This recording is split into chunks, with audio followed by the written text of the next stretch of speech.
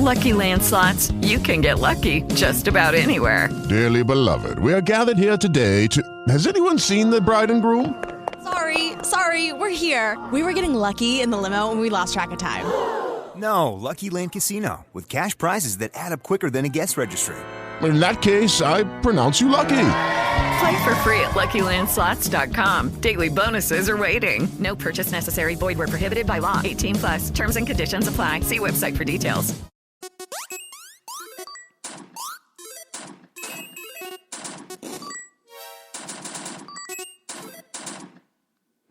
No, we're not playing games this episode, but we will be talking about game changers. These are those moments in your life, whether it's through choice or chance, that how you're playing this game called life, you definitely are going to have to make some changes. These are the moments that have the potential to make you go, or I like to refer to them as eureka moments. It's a moment that happens at your present life that definitely will shape your future. Recorded in SFJ Studios in the middle of this game called life, this week on the Silver Fox Journal Podcast, Game Changers. Are you ready? Let's go.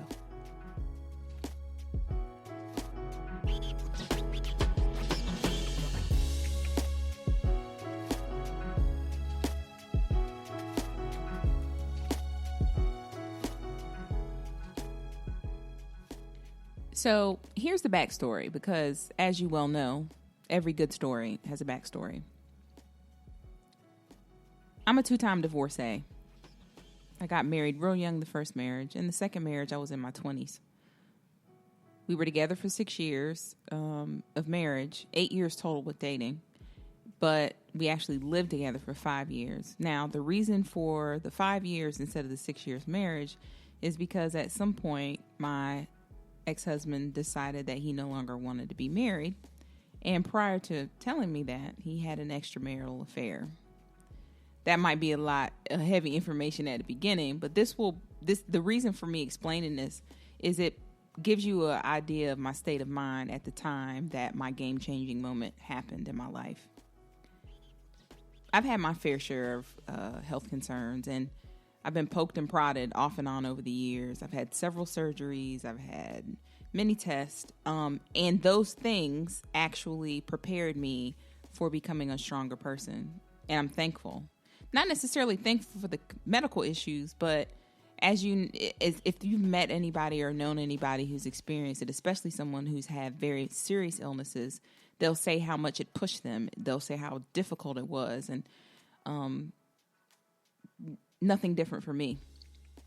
I have a condition called PCOS, and for those of you who don't know what that is, it's polycystic ovarian syndrome. It affects millions of women, and it affects their ability to maintain weight. It can cause hair loss, acne, but on a more serious note, it can cause people to become either pre-diabetic or insulin resistance, which I am. Insulin resistance is basically the total opposite of someone who is insulin dependent, as we all know, is diabetes. It causes hypoglycemia, and it also affects your body in just different ways.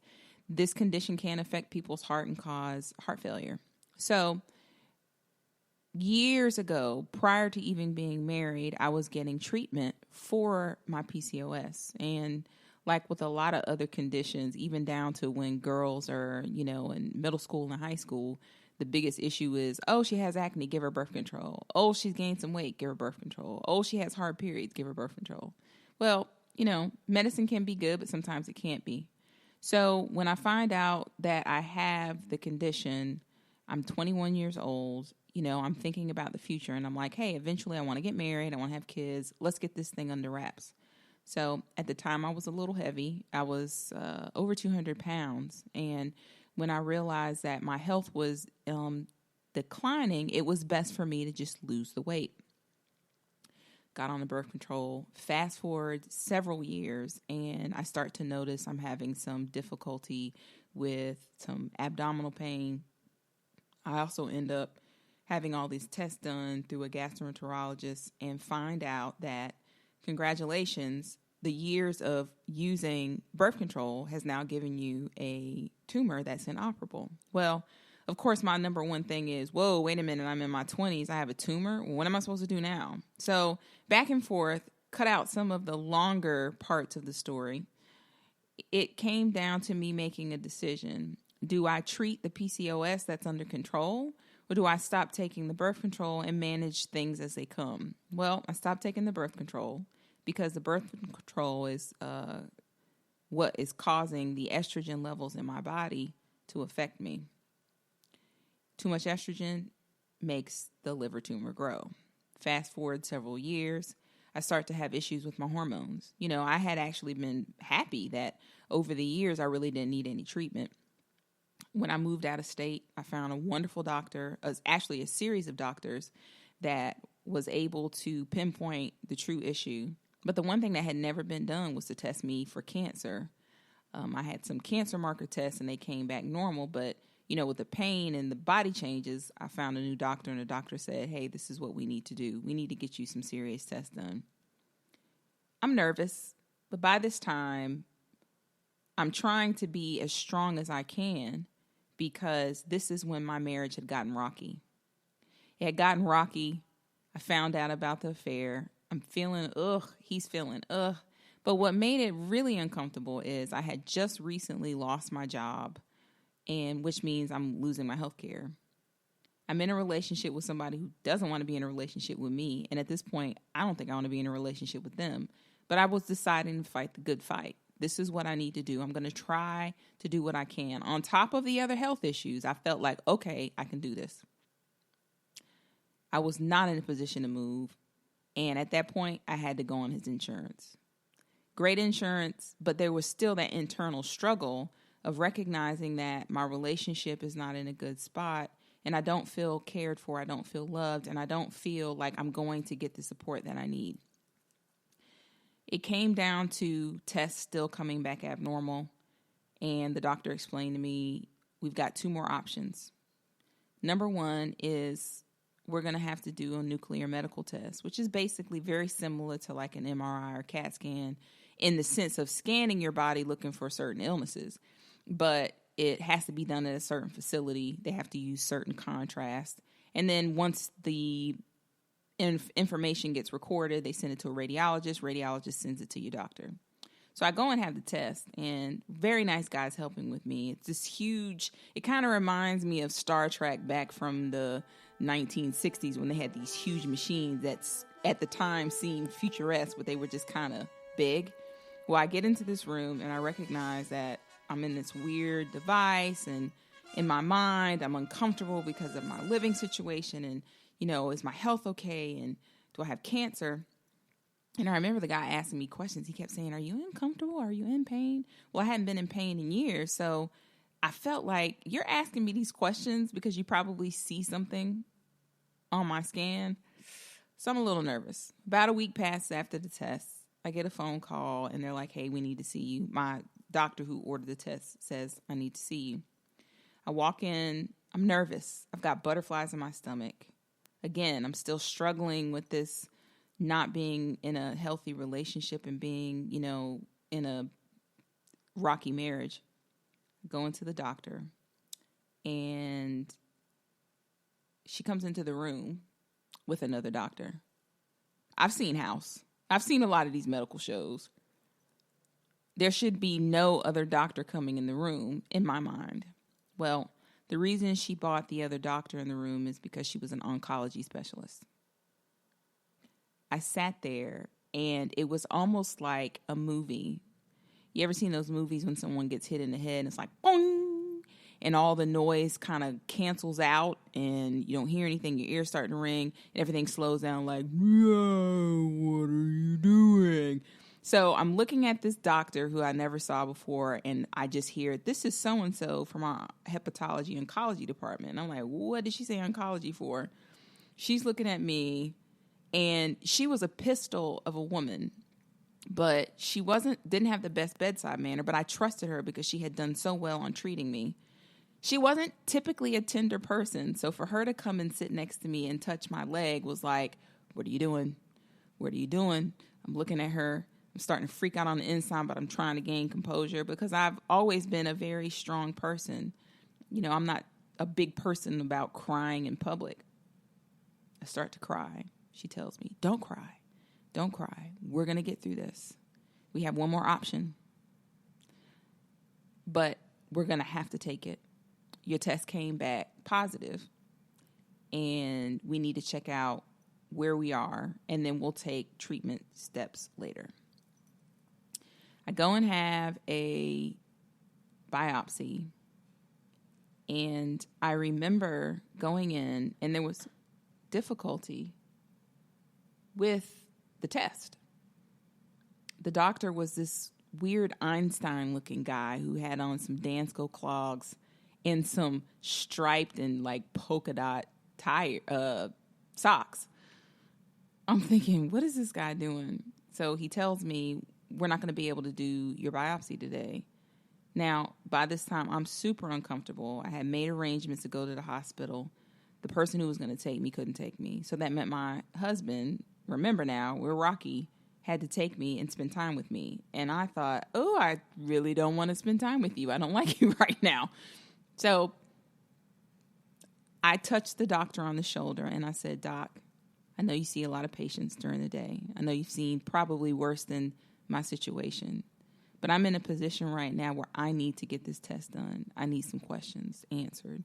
And I feel like you can do that. Called me buttering him up. At that point, it didn't matter. All I knew is I needed to be in the right state of mind because this wasn't the only struggle that I was going to have to deal with. My health wasn't it. I had to deal with the loss of my marriage, not having a job, all these other things going on. So at some point, the doctor is able to actually do the test. And, you know, typically doctors, physicians don't really talk about spirituality or anything, but I walk in the room, the lights are dim, the music's on. He says, can someone kill the music for a moment? Please bow your heads and pray. So now I'm sitting here kind of woozy because they had already given me a little bit of medication. And here's this doctor who's praying over me. He said something poetic, but at the end, basically what he was saying is, please guide my hands. Make sure that I make this woman find her answers and we can make sure she's healthy. Amen. And at that very moment, I knew I was going to be all right. I had some type of peace in my heart.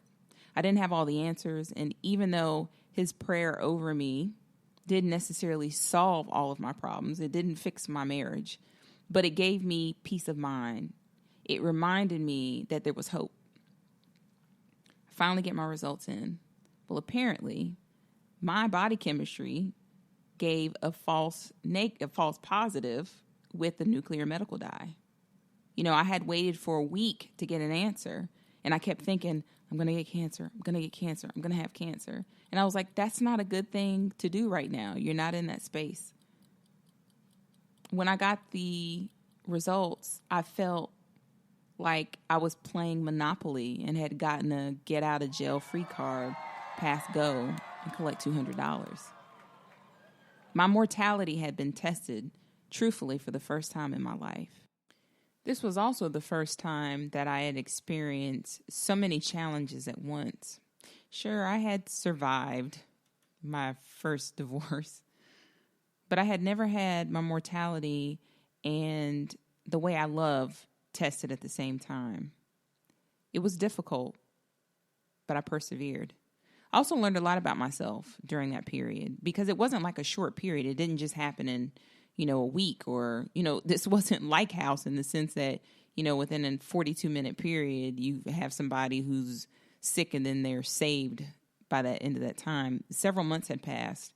But in those several months, in the challenges and the tears that I shed and the conversation and arguments that I had and the moments of prayer and meditation to say, what do I do now, paid off. I wouldn't change a moment of everything that I experienced because I believe that my resilience was built through the difficulty. If you're a person that's questioning how you're managing yourself and your loss or the difficulties in your life, I'm sure there's a common thread. And I'm sure you're a lot stronger than you think you are. That's why I share my stories. I share my stories because I believe in the idea that it takes a village to build a village. We all need to share. We all need to grow. And even though we'll grow differently and our paths might not be the same, we may actually have those game-changing moments that make us better people, that help us pass go and collect $200 until the next time we play this game called life. Thanks for listening to the Silver Fox Journal Podcast Game Changers episode this week. You could have spent 15 minutes of your life doing anything else but this. You could have painted your house. You could have played with a dog. You know what? You could even have played a game of Monopoly so you could actually collect $200 and go past go. But you came and spent it with me. Again, I thank you. And tune in next week for another episode of the Silver Fox Journal Podcast.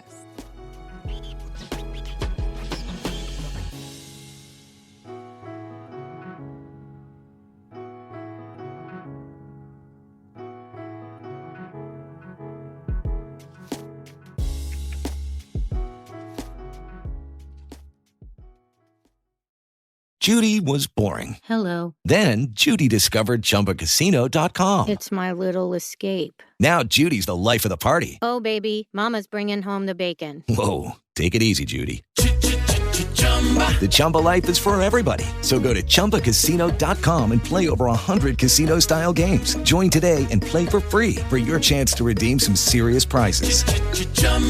ChumbaCasino.com. No purchase necessary. Void where prohibited by law. 18+ terms and conditions apply. See website for details.